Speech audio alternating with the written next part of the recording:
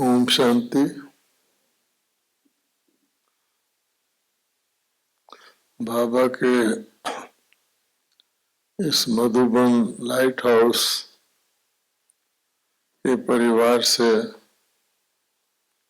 मिलने का, वैसे तो हम यहीं रहते हैं पर मिलने का कभी कभी मौका मिलता।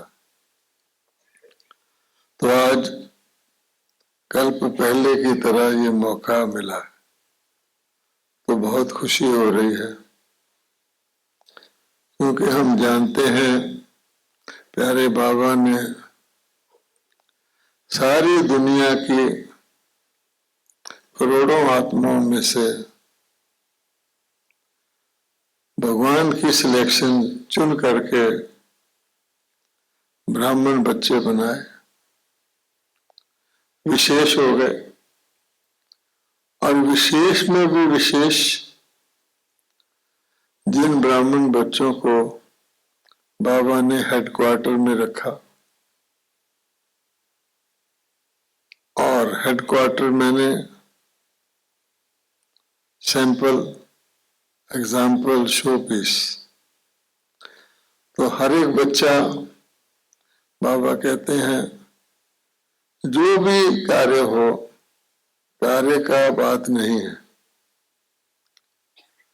लेकिन अपनी सेवा को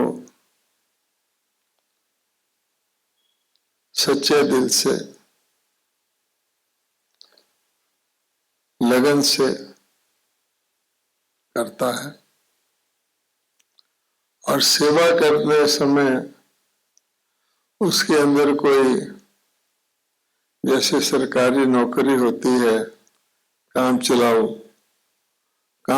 सेवा नहीं करता, सच्चे दिल से करता है। और सेवा करते समय किसी भी कारण से, किसी भी प्रकार का, इसको बाबा कहते हैं चिड़चिड़ापन आपने देखा होगा। अगर मोमबत्ती में पानी भरा हुआ हो तो उसकी जलाएंगे तो चिड़चिड़ करती है ना। कई प्रकार का चिड़चिड़ापन आप देखते हैं, तो वो चिड़चिड़ापन बिल्कुल ना हो, बल्कि उसके बदले में क्या हो, बाबा कहते हैं मोलाई बस्ती हो। साथ में ये भी है कि जहां भी सेवा की आवश्यकता हो वहां सहयोग की भावना हो। सरकारी नौकरी की तरह नहीं कि मेरी ड्यूटी नहीं है, ये तेरी ड्यूटी है। हमारी भी सरकारी नौकरी है, लेकिन हम हैं ऑन गॉडली सर्विस ओनली, और वो होते हैं ऑन गवर्नमेंट सर्विस ओनली। तो कौरव गवर्नमेंट और पांडव गवर्नमेंट में फर्क तो है। अब बाबा कहते हैं कि मैंने अपने बच्चों को, भगवान है, एक राजा की पालना भी अच्छी होती है, मैं तो राजाओं का राजा बनाने वाला हूं। तो हर बच्चे को अनुभव है कि किस प्रकार से बाबा ऊपर से, जैसे आजकल रिमोट कंट्रोल होता है, ऊपर से बाबा कहते हैं मुझे अन्य आत्माओं से कोई मतलब नहीं है, लेकिन मेरा जो ब्राह्मण परिवार है वही मेरा संसार है। तो हर बच्चे की ऊपर से सूक्ष्म में बाबा देख रेख करते हैं, मॉनिटरिंग करते हैं, और उसके अनुसार जैसे रिमोट से गाड़ियां चलती हैं, उसके अनुसार बाबा बच्चे की अवस्था देखते हुए, स्थिति देखते हुए उनको मदद करते रहते हैं। तो भगवान क्या कहते हैं कि मैं परम धाम से, मुझे कुछ लेना देना नहीं, कुछ पद प्राप्ति नहीं चाहिए, केवल मेरी एक फर्ज अदाई है क्योंकि मेरी संतान है। तो परम धाम से आके खास इस समय कल्याणकारी पुरुषोत्तम संगम युग पर। अब ब्रह्मा बाबा भी साथ में हो गए, दोनों बाप हमारे, या एक माँ और एक बाप, हर समय हम बच्चों की पालना भी करते रहते हैं, उन्नति भी करवाते रहते हैं। और ये बाबा ने कह रखा है कि हर बच्चे को, चाहे वो चाहे या ना चाहे, छोटे बच्चे स्कूल जाना नहीं चाहते, स्नान करना नहीं चाहते, उनको लाड प्यार से कराया जाता, लेकिन उनका कल्याण जानते हैं। मैंने जिसको बच्चा बना लिया उसकी सदगति अशोर है, तो जिसको कहा जाता है निश्चित है, तो बाबा कहते हैं ऐसे निश्चित जिसकी प्रारब्ध हो, और वो अगर निश्चिंत नहीं होगा तो कौन होगा। इसलिए बाबा ने हमको चिंता मुक्त, बेफिक्र, अति इंद्रिय सुख के अधिकारी बनाया हुआ है। बाबा कहते हैं यूं तो आपकी प्रारब्ध स्वर्ग है, लेकिन संगम पर मैं आपको एक ऐसा सुख देता हूं, ऐसा सुख देता हूं जो देवताओं को भी नसीब में नहीं है, और वो है अति इंद्रिय सुख। अति इंद्रिय मैंने आत्मिक सुख, रूहानी सुख, उसमें शरीर की इंद्रियों का कोई काम नहीं है। इसलिए आप देखेंगे बाबा के यज्ञ में सांसारिक लॉ लागू नहीं होते। सांसारिक नियम स्वास्थ्य के लिए, दीर्घायु के लिए, आंतरिक खुशी के लिए और है, और आध्यात्मिक नियम बिल्कुल और है। इसलिए बाबा कहते हैं कि मैं अपने बच्चों को ऊंचे से ऊंचा बनाता हूं। केवल यही है, इतना कुछ प्राप्ति कराते हुए बाबा ने एक शब्द दिया हुआ है, नंबरवार। नंबरवार क्यों? भगवान के सारे बच्चे हैं, तो बाबा कहते हैं अपनी अलबीलापन से, बाहर मुक्ता से, लापरवाही से हम अपने नंबर घटा लेते हैं। अब बाबा यही चाहते हैं कि नंबर घटाए ना, फुल मार्क्स दें। तो आज के वरदान में यही था, 100% मार्क्स मिल सकते हैं अगर हम सिंपल सी बात को याद रखें कि हम सेवाधारी हैं और सच्चे सेवाधारी। अब दुनिया के पास बड़े बड़े साधन हैं संसारिक। बाबा कहता है बच्चों को तो मैंने क्या कहा जाता है कि ब्राह्मणों की नहीं कोई अप्राप्त वस्तु ब्राह्मणों के खजाने में, ब्राह्मणों की इच्छा मात्र में विद्या। ये छोटी मोटी इच्छाएं क्या है, पर बाबा कहते हैं इसके लिए जो मैंने बच्चों को 5-4 मोटे मोटे स्लोगन दिए हुए हैं, उसकी स्मृति में रहना है। दिया हुआ बाबा ने सब कुछ है, परंतु अगर हम भूल जाएं कि हम क्या हैं, तो हम साधारण हो जाते हैं। इसलिए बाबा ने कहा हुआ है स्मृति में समर्थी है। अब जैसे कोई भी व्यक्ति, कोई भी प्रोफेशन वाला सवेरे सवेरे क्या करता है, घर में वो साधारण व्यक्ति होता है, लेकिन मान लो वो थानेदार है, क्या करेगा? जो ही सवेरे उठ के वो अपना स्नान करके थानेदार की वर्दी पहनेगा, उसका रूप बदल जाएगा। अब वो साधारण व्यक्ति नहीं है, वो थानेदार है, तो ड्रेस से ही उसको लगेगा मैं थानेदार हूं। ऐसे कोई मिलिट्री वाला, कोई भी है, कोई फैक्ट्री में जॉब करता है, वो भी फैक्ट्री की यूनिफॉर्म पहन लेगा, अलग हो जाएगा। छोटे बच्चे भी आप देखेंगे, किसी दिन आप उनको राधे कृष्ण बना दो, तो शाम के वक्त वो देखो राधे कृष्ण जैसा ही महसूस करना शुरू कर देते हैं, अपनी बंसरी नहीं छोड़ते। वास्तविकता यह है कि हमें खाली स्मृति रखनी है। अब बाबा ने हमको इतने वंडरफुल टोटके दिए हुए हैं स्मृति के, ये कमाल है। छोटी छोटी बातें बाबा क्या कहते हैं? बाबा कहते हैं nothing new, for example nothing new. अब ये कितने कहने में तो छोटी सी बात है नथिंग न्यू, लेकिन इसमें कितनी शक्ति है। हमारे सामने कोई परिस्थिति आ जाती है और हम सोचते हैं ऐसा नहीं ऐसा हो जाए। मान लो हमने एक छोटी सी स्ट्रीट को क्रॉस करना है, छोटी सी नाली को क्रॉस करना है, हम कहते हैं जंप लगाए, ऐसा ना हो हम गिर जाए बीच में। अच्छा ठीक है, तो बाबा कहता है क्या कहो, सोचो ये पहले भी ये परिस्थिति आई थी, मैंने क्रॉस किया है, इसलिए नहीं हो सकता। इसी प्रकार से बाबा बहुत सारी बातें कहते हैं, नाउ और नेवर। अब संगम युग है, संगम युग का पता थोड़ी लगता है कि आज हम हैं। आपने पिछला बाबा का वीडियो देखा, कितने लोग उसमें बैठे थे जो आज नहीं है।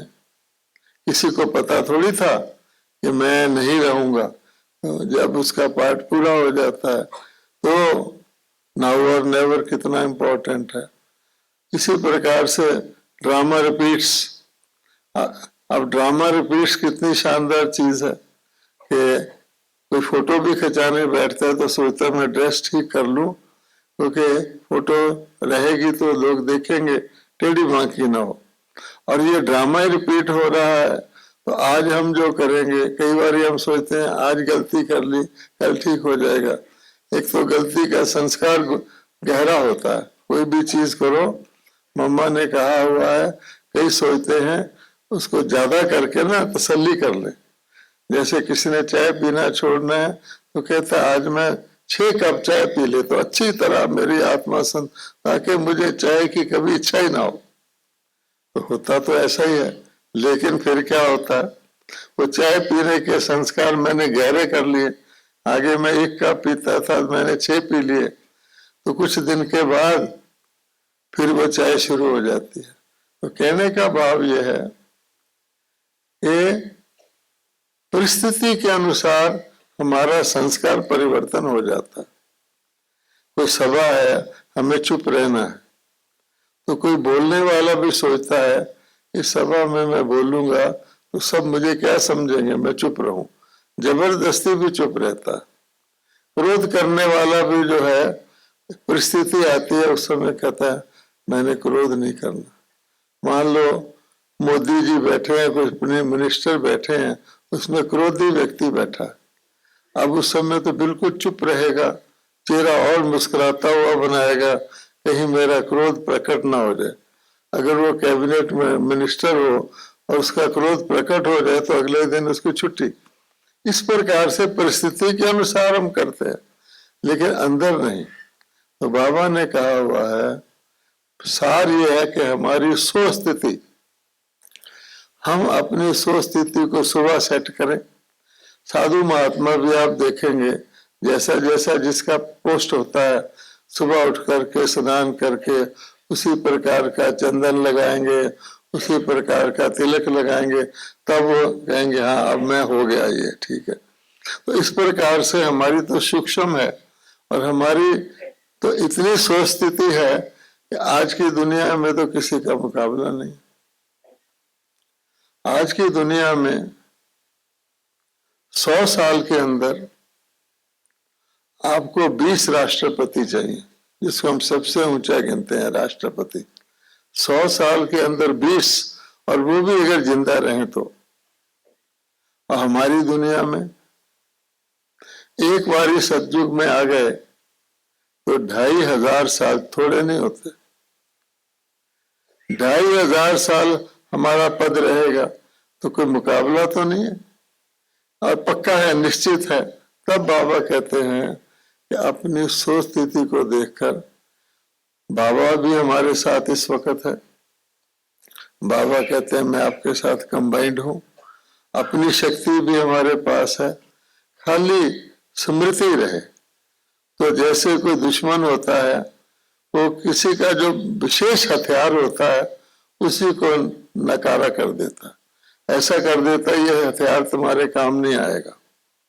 हम बाबा को याद करते हैं, पता है ऑलमाइटी है, कोई परिस्थिति आती है हम कहते हैं बाबा, फिर अपने अंदर ही संशय आ जाता है।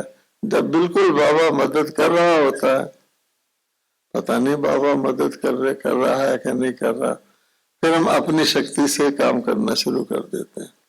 तब बाबा ने कहा हुआ निश्चय।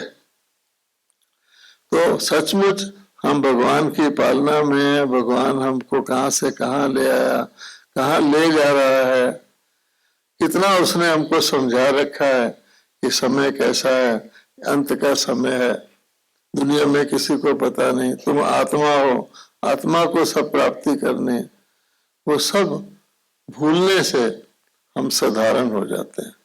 तो बाबा कहता है साधारणता का ये समय नहीं है,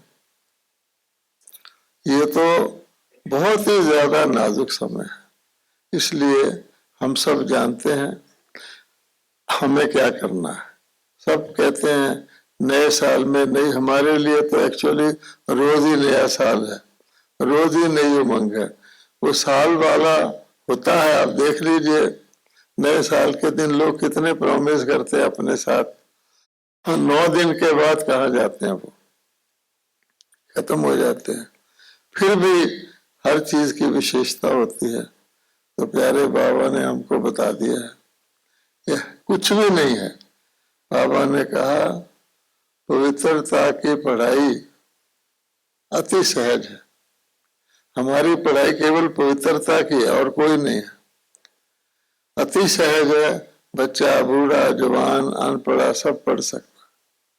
और वो पढ़ाई क्या है? पवित्रता। पवित्रता का अर्थ है कि हमारे अंदर जो भी मिलावट आ गई है, जो नहीं थी, उसको हमने निकालना है, उससे परहेज करना है। हम ओरिजिनली पवित्र थे।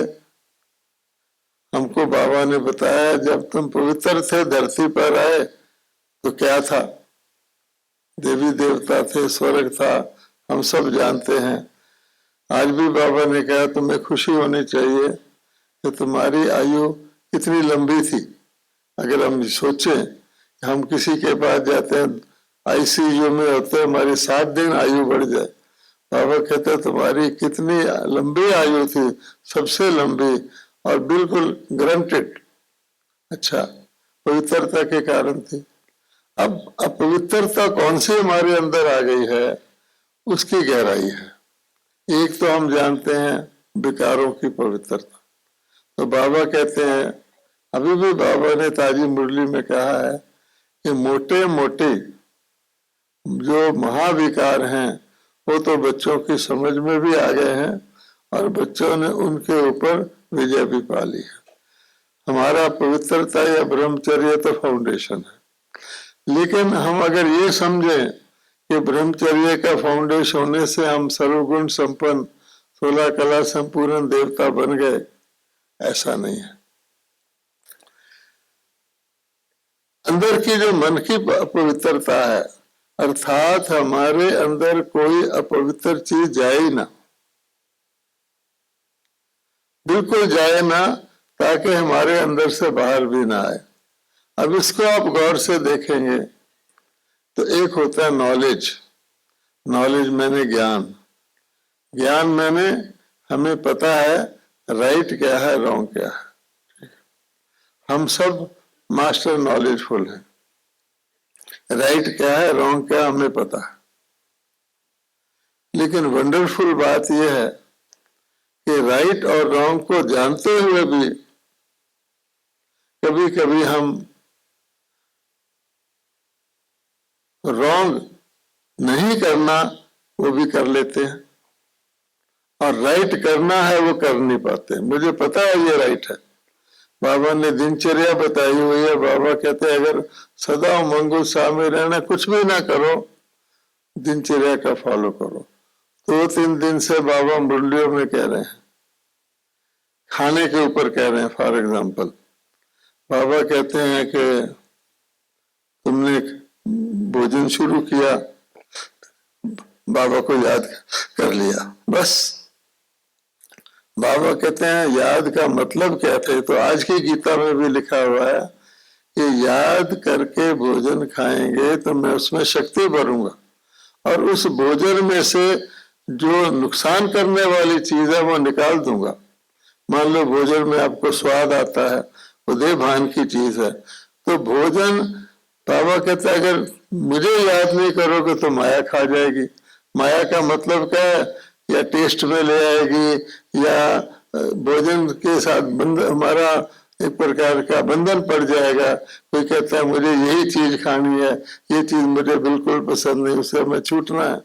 ये बाबा की शिक्षा है। अमृत वेले बाबा रोज यहाँ कहता है कि 4 बजे का महत्व देखो, महत्व से मुझे याद करो।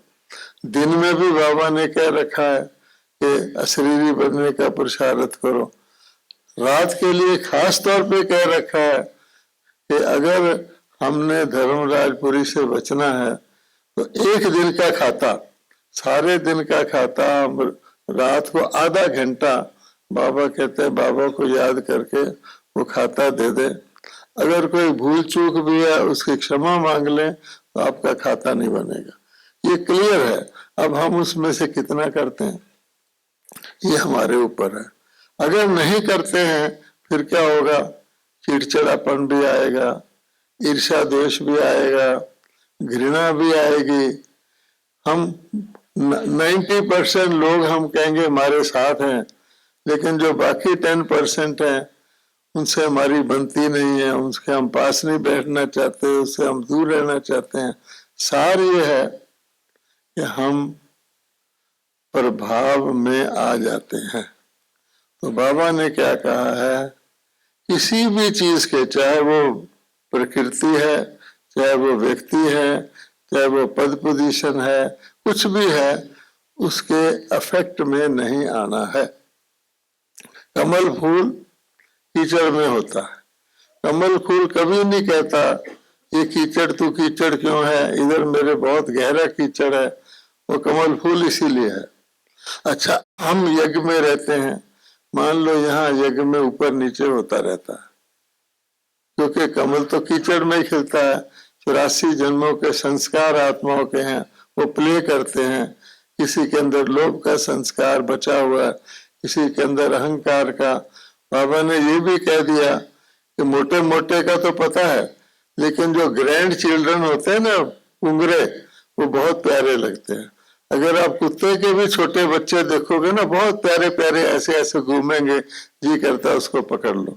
तो बाबा कहते हैं ये जो विकारों के पुंगरे हैं वो क्या करते हैं, आपके देखते देखते आप उनके प्यार में फंस जाते हो, और इसलिए हमें पता भी नहीं लगता कि चूहे की तरह वो हमारी जिसको कहते हैं स्थिति को गड़बड़ कर देते हैं।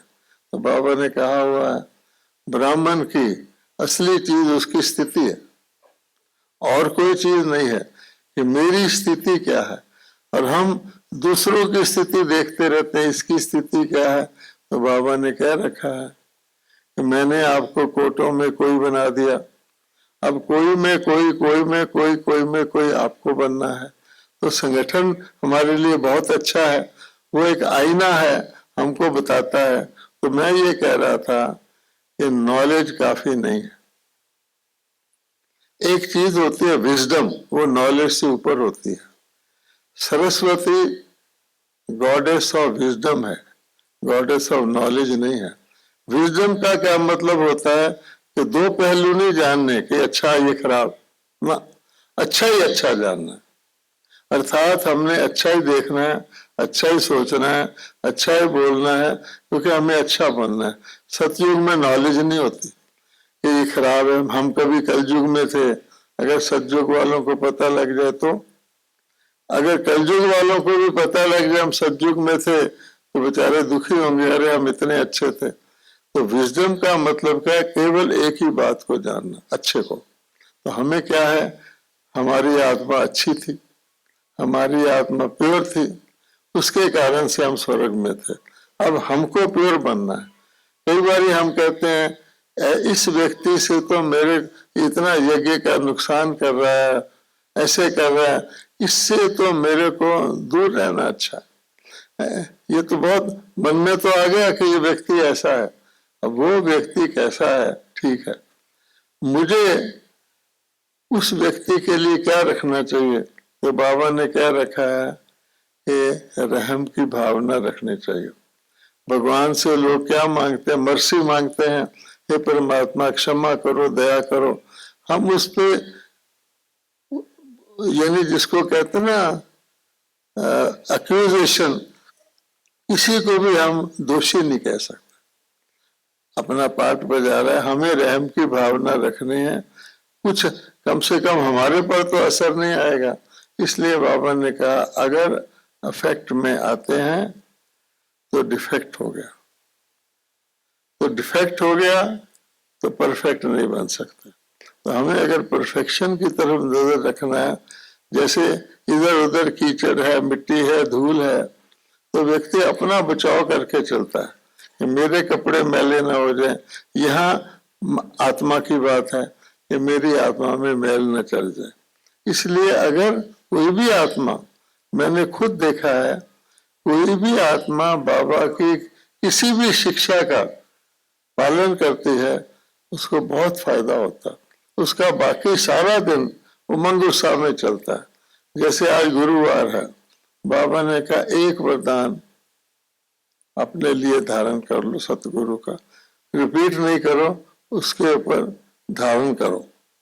तो मान लीजिए आपने सुबह वरदान कर लिया बेफिक्र बादशाह, अब दिल में कई चिंताएं आने की संभावना होती है, हम भूल जाते हैं। चिंता से कुछ नहीं होता। अपनी स्थिति ऊंची रखेंगे तो आपके आगे समस्या ही नहीं आएगी। मैंने ये भी देखा है, जैसे हम स्थिति रखते हैं, जैसे ऊपर आकाश में लेवल होते हैं, तो अगर प्लेन उड़ता है तो उसके लिए धरती का ट्रैफिक नहीं आता, रेड लाइट आ गई, ये आ गई, वो आ गई। और ऊंचे जाओगे तो और प्रकार की चीज होगी। अगर हम अपनी स्थिति को ऊंचा रखते हैं तो जिनको हम समस्या समझ के लड़ते हैं उसके साथ, वो आएगी नहीं। हम खाम खा में क्या करते हैं, मैं ये चीज ठीक कर दूं, मैं वो चीज ठीक कर दूं। बाबा कहते अपने आप को ठीक कर लो, सब ठीक हो जाएगा। एक शिवराज पाटिल स्पीकर होते थे लोकसभा के, वो यहाँ आते रहते थे। हम उनसे पूछते थे कि लोकसभा में तो इतना शोर, लड़ाई झगड़ा होता है, तो आप उसको कैसे कंट्रोल करते हैं? तो शिवराज पाटिल बोले कि मैं अपने आप को कंट्रोल करता हूँ, जितना मैं अपने आप को कंट्रोल कर पाता हूँ उतना ही मैं पार्लियामेंट को कंट्रोल करता हूँ। और ये फैक्ट है। हमें अपने, बाबा ने क्या रखा, स्व परिवर्तन। हमें अपने आप को कंट्रोल करना है। जैसे आज बाबा ने कितनी अच्छी बात कही कि परम धाम में रहना कोई अच्छी बात थोड़ी, एक चेतन सत्ता जड़ बैठ के पड़ी है।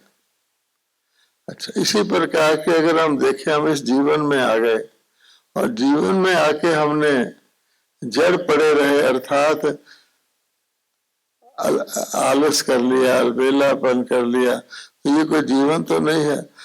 हमारे जीवन का वही हिस्सा जीवन है जिसमें हम उमंग उत्साह में रहकर समझे हम जिंदा हैं। आप देखेंगे अच्छा काम हम करते हैं, सारा आलस वालस भाग जाता है। इसलिए इस दुनिया में भी अज्ञान नींद में सोना जिसको कहते हैं, अपने इस ब्राह्मण जीवन को अगर हम यूज नहीं करते 24 घंटे, तो समझो कि हम चेतन आत्मा जड़ पड़ी है। और वो चेतन आत्मा जिसको अच्छी तरह ज्ञान है कि मैं क्या हूँ, समय क्या। इसलिए हम सबको, मैं इस नतीजे पे पहुंचा हूं, अपने ऊपर हमको पुरुषार्थ करना है। जितना हम चेंज होते जाएंगे उतना हमारी चेंज का अपने ऊपर भी फायदा होगा, सब पर। और अगर हम सारे इकट्ठे ही अपने ऊपर पुरुषार्थ करते हैं तो देखिए कितना अच्छा रिजल्ट आता है। ओम शांति।